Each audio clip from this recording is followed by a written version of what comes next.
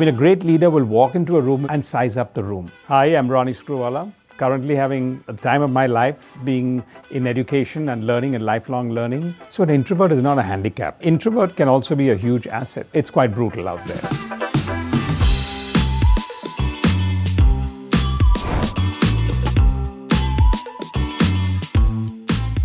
From cable TV to UTV to upGrad, now RSVP movies, what do you think you picked up about leading people from each of these journeys? When I started cable TV, for example, I was scrounging. You're out there not knowing, not having the self-confidence that I may have now, not having the self-conviction that I may have now. So you're scrounging, you're learning, and you need to be nimble, and you need to figure out what you need to do.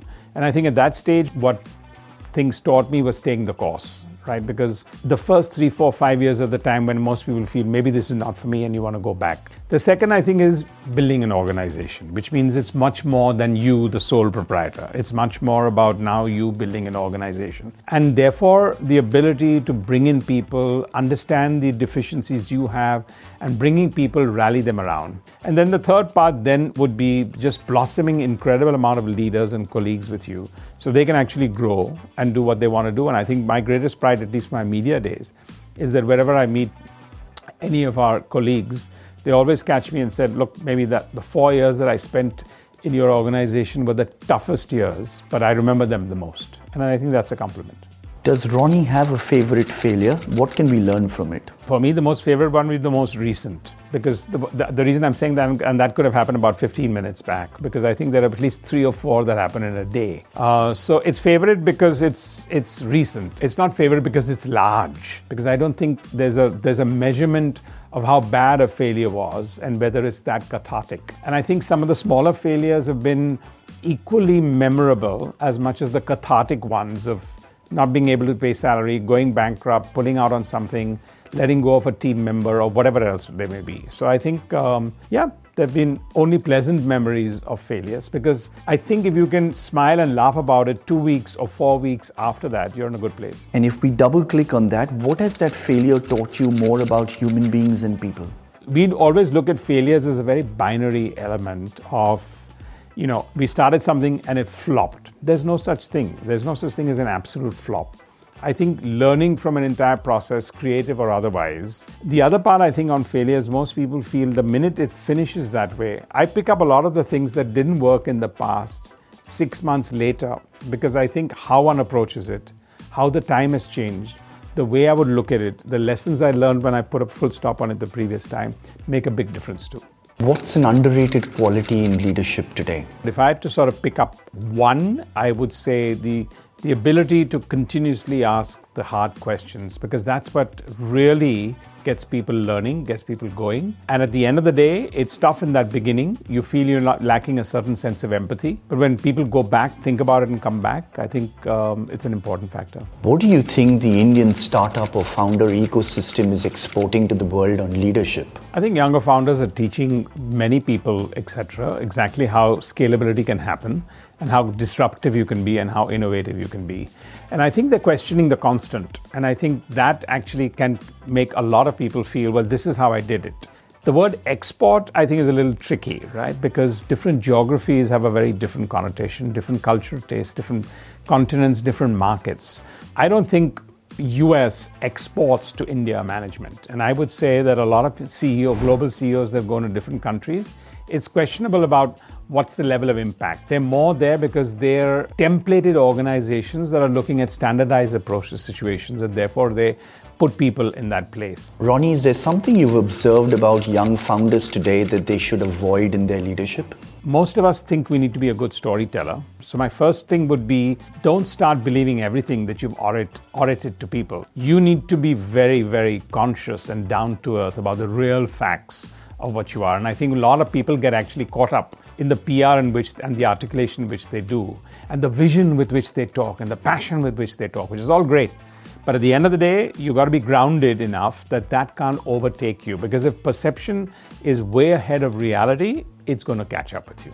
Ronnie, what's the most common career advice that you've heard of but completely disagree with? I think career advice, if anyone were to talk about, it would be, I'm looking for stability. I want predictability. Those are absent in today's day and age. And not in a manner where everyone should feel constantly unnerved. But I think this sense of predictability and go out there, a career is supposed to be a stable way to look at things. An entrepreneurship way is a little bit of a much more rocky road. I think that sense of stability is if you're looking for it, you're going to be left out. Is there a common myth or misconception about leadership that you would like to clarify?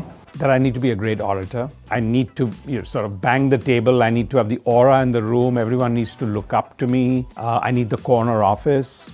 I think all those are actually very, very irrelevant. What's Ronnie's advice to someone stepping into a leadership role for the first time?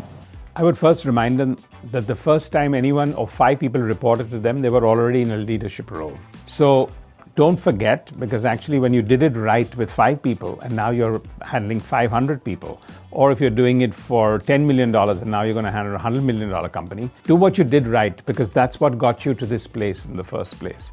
So I think leadership is not something that suddenly you get a new designation or a new visiting card and you have to start behaving differently.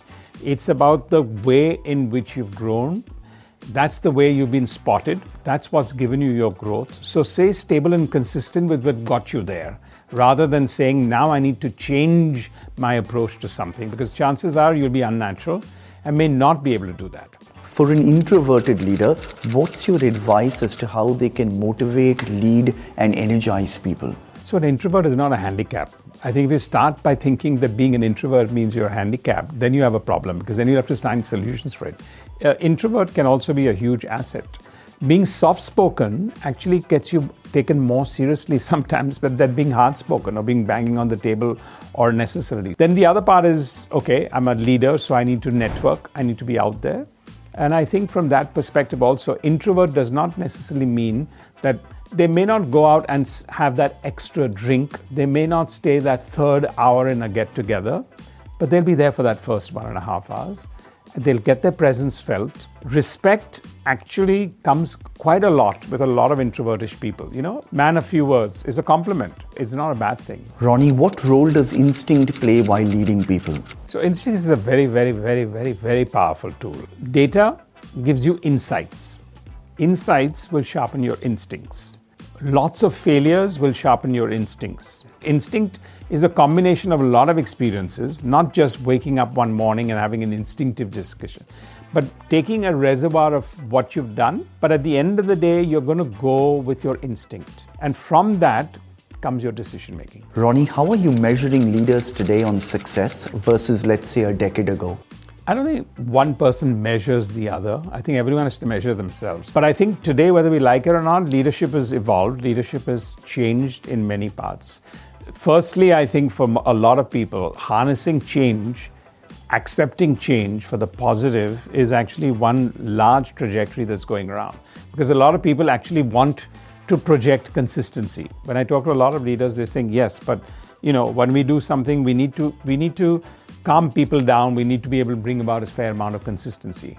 See, those templated large organizations that were there are becoming less and less today, whether we like it or not. The template is gone. So how nimble, how versatile, how open to change are leaders today? And frankly, it's quite brutal out there. 5 years back, if you didn't do that, you could still last out 5 years. Today, if you're not agile and you're not nimble, the environment won't allow you to stick around in that place. 3 simple words that describe Ronnie as a leader. Blunt would be one. Unpredictable, hopefully in a good way, but unpredictable would be the second one from that point of view. And just the ability to get it. Ronnie, can you share with us some lived examples of empathy in your leadership? Firstly, empathy, I think, has to come naturally.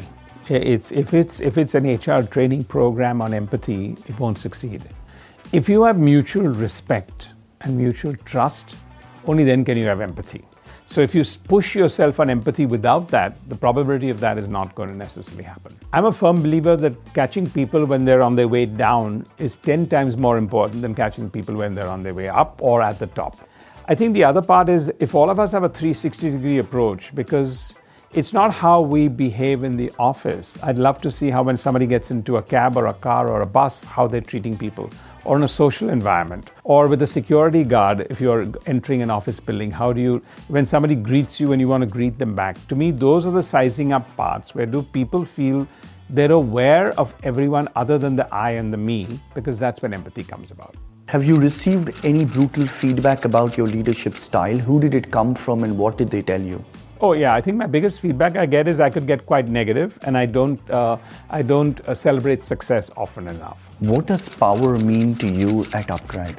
I think the power to influence and the power to change people's lives is a very powerful thought process. And I think I've come from careers in media and in education and the social service. And actually, there are two parts to it. The power is not in your hand. I've learned that in our Swades Foundation, that actually we felt we would set our own targets, therefore we can influence the community. But actually the power is in the community, because if they don't really have that trust in you, and if they don't make it sound like it's their own idea, then you're imposing a power. So power can never be imposed. Second, it's a very serious responsibility. So I think in upGrad, we definitely want to tell people we don't call ourselves a startup for that similar reason, that we just feel, nobody wants to board an airline that says I'm a startup. Nobody wants to go to a hospital that is a startup. So I think the similar would have to happen in some vocations and careers where you need to have that sense of gravitas. So the power to influence or the power to actually change people's lives is incredibly onerous, and it doesn't rest with you, would be the best way to look at that power. Ronnie, two things that you value or relate most about the upGrad culture, and two things that you would want to infuse more of in the upGrad culture. I think everyone's here with an incredible sense of strong dedication in that. And then secondly, the culture we have done is a very open culture. And that's actually is very fertile for innovation. It's fertile for disruption. If you want to disrupt in a sector, you need people who are extremely open-minded, and you need a culture that's open-minded. I think if I were to fix a few things, it would need to be in the sense of accountability, because I think most people, when you're looking at organizations of 5, 7, 6, 7 years, the element to tinker and experimentation gets to be unnecessarily high. So I think the ability to bring predictability, accountability into a gravitas sector is important. How does Ronnie Screwvala manage a millennial workforce? The only way I can manage people is by being one. And I think that is something that is very, very critical. And I relate back to my days where consumer research and audience, because you don't make trends in media unless you actually sit on that seat and figure out what is that different people in different segments want to actually be inspired with. So to me, it's absolutely leading from the front and being them. 3 things that you keep looking at your job at upGrad. Well, first I need to look at myself and my ability to add value. So to that extent, a lot of alone time, a lot of reflection time, a lot of ability to be able to think ahead. So to me, actually seeing to it that I'm not crowded, at least in a 6-day week or a 7-day week, there are 3 days in which I do not have anything scheduled. It allows me to do 2 things very freely. One is to just take time off and think and think and think. And the second one is to actually trigger out very unpredictable and unscheduled conversations, because that's really where people don't come prepared and you have the best output. Second, I think, obviously, how do you get an organization to continue to be on a growth path? And for most people, growth think is fiscal, but actually growing in innovation, growing in technology, growing in your ability to be able to influence. And those metrics are very, very critical and important. And third is building a team and an organization. I think for the first 10, 15 years, most people and most leaders are really fixated about how to get the best people in the job. If you could trade places with anyone in any industry right now, who would it be and why? I wouldn't. And I don't think anyone should, because there's an individuality. I spent 40 years building my own self-conviction. Why would I want to replace it by putting myself in somebody else's shoes? What is inspiring Ronnie today? If I'm really, really enjoying what I'm doing, if I have a great sense of pride in what I'm doing, that's a lot of positive energy. And I think for me today, more than ever in the last 5 years, impact plays a big role. Is there a favorite book or a podcast on the subject of leadership that has really empowered you with insight? So I think when I read the lessons of a monk, a lot of the lessons of Buddha, I think that's much more inspiring, much more holistic, much more evergreen. Because at the end of the day, if you get inspired with somebody else's characteristic, the question is, what are you going to do about it? The ability to translate that into you is almost next to impossible. But if it's at the ground level, where it actually is questioning your own set of values, your own sense of ethics, your own sense of capability, That's where I think the influence really makes a big difference for someone like me. Ronnie, your quickfire with Qunba starts now. What's your one-line message to those worried about AI? Why are you worried? One thing you wish people knew more about you. That I'm reclusive. One thing you wish people knew more about upGrad. That we're here for the next 100 years. A leader must always dash. Lead from the front. A leader should never dash. Have an ego. One thing to keep in mind while managing a millennial workforce. Be part of them. One thing never to do while managing a millennial workforce. Be part of them. When in doubt, Ronnie dash. Goes to play squash or goes for a swim? Ronnie's most prized possession is The family. performance or potential. What do you bet on more? Potential. One trait that will always get you a job with Ronnie. Very candid conversation. Your upGrad sponsored Shark Tank jury would look like. Look like sharks. Your favorite workday time waster. Sitting in a room with unprepared people or people who are distracted. One thing you never want to hear in an investing pitch. What's your runway? Your favorite binge watch till date. Succession. Learning chess or philanthropy lessons with Bill and Melinda Gates. Learning chess. Movie making with Christopher Nolan or running a movie business with Reed Hastings. I'd take Reed Hastings because we'd have a conversation. With Nolan, I think I'll have a very small conversation. It won't be participative. I'll be the outsider in the room. What does Ronnie's family discuss or disagree with most at the dinner table? I guess travel and spending time together. And second one is food. I think everyone's food crazy, so I think those are the two ones. A pet peeve that Zarina and your co-founders would both agree with about you. I can be quite critical. A song that pumps you up the most. Actually, different times. Classical music pumps me up sometimes. Hindi pop sometimes pops me up. But yeah, I think that's about it. A business buzzword or lingo that you dislike. I have a playbook. Ronnie's 3 most used apps on his phone.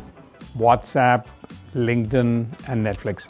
Most common VC investing blind spots. I think there are 100 VC investing blind spots. The first one, I guess, would be what's your total addressable market? And second is what's your runway? Your biggest investing error till date. Yet to come.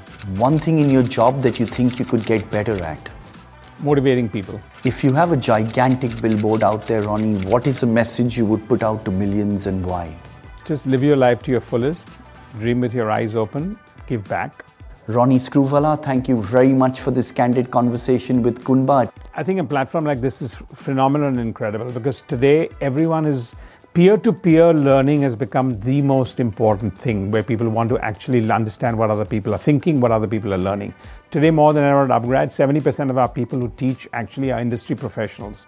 And the balance 30% outside of faculty, most of them learn from their fellow students, their fellow working professionals. So I compliment this platform because of the simple reason that we're in here to learn from each other and get inspired.